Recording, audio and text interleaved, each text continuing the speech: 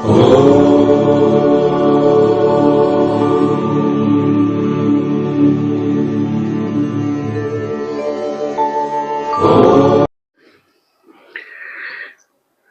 माँ कामाक्षा देवी।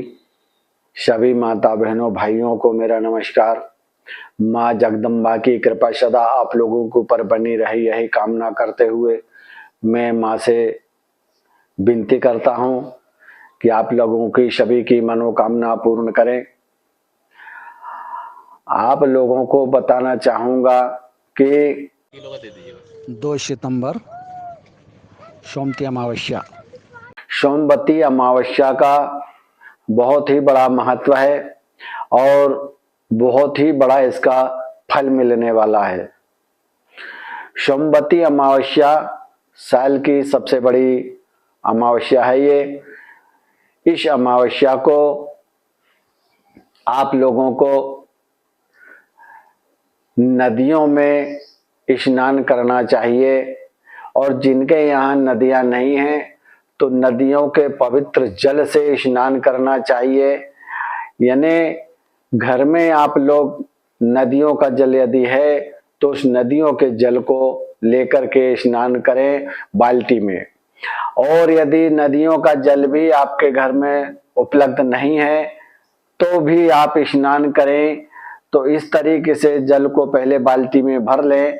बाल्टी में भरने के बाद में इस तरीके से हाथ में लेकर के सभी पवित्र नदियों का नाम लेकर के गंगा, यमुना, त्रिवेणी, मात, नर्मदे, गंगे, गोदावरी आपका आह्वान कर रहा हूँ। आइए आप अपना स्थान ग्रहण करें। हे माँ, हमारे इस जल में आप प्रवेश करें। और इस तरीके से कहते हुए उस बाल्टी के अंदर उस जल को छोड़ देना। आपकी सारी नदियों का जल आपके लिए पवित्र बन जाएगा वह जल।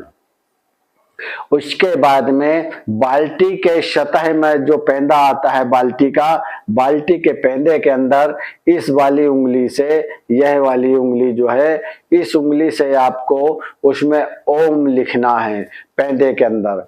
ओम लिखने के बाद में आप उस जल से स्नान करें। ध्यान रहे कि आपको सोमवती अमावस्या के दिन बाल नहीं धोना है। बाल किसी भी हाल में आप लोगों को बाल नहीं धोना चाहिए सोमवती अमावस्या के दिन। और पितरों को मनाने के लिए बहुत बढ़िया आप लोगों को मौका मिल रहा है। पितरों की जो अमावस्या स्टार्ट होती है, सोमवती अमावस्या है ये। पितृ जो है, पितरों को मनाने के लिए आप लोगों को मैंने पहले भी बता रखा है कि हर अमावस्या और हर पूनम के दिन पितरों को अपने घर से दूध, पानी, चाय दक्षिण की तरफ मुख करके दरवाजे से बाहर उनके लिए रखना चाहिए। उसके बाद में आपके घर में जो विशेष तौर से खाना बनता है, थोड़ा सा खीर बना लें। खीर बनाने के बाद में उसमें 3 थालियां बनाएं। एक गाय की बनाएं, एक पितृ की बनाएं और एक अपने भगवान के यहाँ की बनाएं। भगवान की थाली भगवान के यहाँ लगा दें, पितृ की थाली पितृ को लगा दें, गाय की थाली गाय को दे दें। पितृ के लिए जो चाय, पानी, दूध रखते हैं उसको टोकनी से ढांकना अनिवार्य है। टोकनी से यदि नहीं ढांकेंगे तो पितृ उसको स्वीकार नहीं करेगा। इसी तरीके से जब आपकी थाली बन जाती है, तैयार हो जाती है, तो वह दूध, चाय जो है एक प्लेट में डाल करके कुत्ते के लिए रख दें। पानी को किसी झाड़ में डाल दें। फिर वहीं पर थाली को रखें। थाली को फिर टोकनी से ढांक दें और ढांकने के बाद में सर्व पितृ देवाय नमः, यह आपका नैवेद्य रखा है, इसे स्वीकार करें। फिर कंडे की थोड़ी सी अग्नि करके, अग्नि को करके थाली सीधे हाथ की तरफ होना चाहिए, उल्टे हाथ की तरफ दीपक हो या अग्नि होना चाहिए कंडे की। उसके ऊपर 3 बार शक्कर का आचमन दे दें, 3 बार घी का नैवेद्य दे दें और 3 बार फिर बाद में जो भी खाना बनाया उस खाने को उनको नैवेद्य दे दें। उसके बाद में 3 बार ऐसा जल लेकर के और आचमनी उतारना है, अंगूठे के बल से छोड़ना है।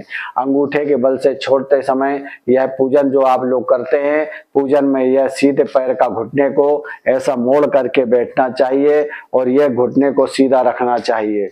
जैसे श्राद्ध पक्ष में पंडित लोग करवाते हैं, उसी तरीके से बैठ करके आपको अपने पितरों की पूजन आराधना करना चाहिए। जिनके भी पितर उठे हुए हैं वह एक ही बार में ही आपके घर में सुख शांति प्रदान करने लग जाएंगे। आप लोग करके देखें, इसमें बहुत फायदा मिलेंगे आप लोगों को। और विशेष तौर से ध्यान रखना कि सोमवती अमावस्या है, इस दिन आप लोगों को बाल नहीं धोना है, चाहे लेडीज हो या जेंट्स हो। हाँ, बाल वो धो सकती हैं लेडीज जो माहवारी के समय यदि उनका समय पूरा हुआ है तो वह उसके समय बाल धो सकते हैं, उनके लिए मान्य है।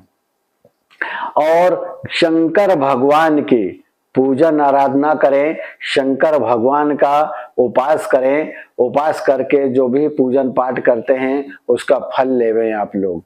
और यदि आप लोग और अच्छा करना चाहें और अच्छी सफलता लेना चाहते हैं तो पीपल के वृक्ष के नीचे शाम को एक तेल का दीपक लगाएं और शाम सूर्यास्त के पहले पहले उसके 108 का परिक्रमा लगाएं। ओम नमो भगवते वासुदेवाय नमः, ओम नमो भगवते वासुदेवाय नमः कहते हुए परिक्रमा लगाएं। माताएं बहनें अक्सर यह कार्य करती हैं, इनको कार्य करने में 108 बार दाने कुछ भी ले लें, चाहे बिस्किट ले लें, चॉकलेट ले लें, चना ले लें, लड्डू ले लें, जो भी श्रद्धा अनुसार उनका जो भी बनता है 108 ले लें। जो सुहागवती कन्या महिलाएं होती हैं, महिलाओं के लिए भी सुहागन कुछ लोग माताएं बहनें बांटती हैं, तो वह सुहाग का सामान भी ले सकती हैं। सुहाग का सामान लेकर के एक टोकनी अलग से रख लें, उस टोकनी में डालते जाए, जैसा राउंड हो जाए फिर डाल दें, फिर राउंड हो जाए फिर डाल दें। इस तरीके से कच्चे सूत से उसमें धागा को लपेटते चले जाना है। 108 बार उसको कच्चे सूत से धागे लपेट दें। ये ध्यान रखें, धागा बीच में यदि खत्म होता है तो उसको गठान नहीं बांधना है, वैसा ही उसके सपोर्ट में ऐसा लपेट करके और फिर राउंड चालू कर दें। उसमें धागे में गठान नहीं मारना है, यह विशेष तौर से ध्यान रखना है। इस तरीके से यदि आप लोग करते हैं तो फिर आप देखें अपने घर में खुशहाली कैसे आती है। और यदि आपका बच्चा पढ़ाई में कमजोर है, पढ़ाई में मन नहीं लगता है, तो उस दिन आप लोगों को बांसुरी लेके आना चाहिए। बांसुरी लेकर के आना और उस पे हल्दी से ओम नमो भगवते वासुदेवाय नमः लिख देना। अनार की कलम से ले लेना, अनार की कलम नहीं मिले तो चमेली की कलम ले लेना, चमेली की कलम नहीं मिले तो फिर लाल पेन से ले लेना, लाल पेन जो आता है उससे भी लिख सकते हैं ओम नमो भगवते वासुदेवाय नमः। बांसुरी जो रहती है, बांसुरी के ऊपर आपको लिखना है।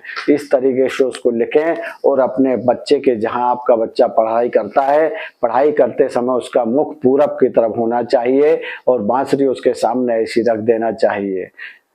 इससे आपके बच्चे का मन लगेगा पढ़ाई में, उसका तेज बढ़ेगा, मन बुद्धि उसकी अच्छी रहेगी और सफलता मिलेगी। जय मां कामाख्या देवी, जय मां कामाख्या देवी, जय मां कामाख्या देवी।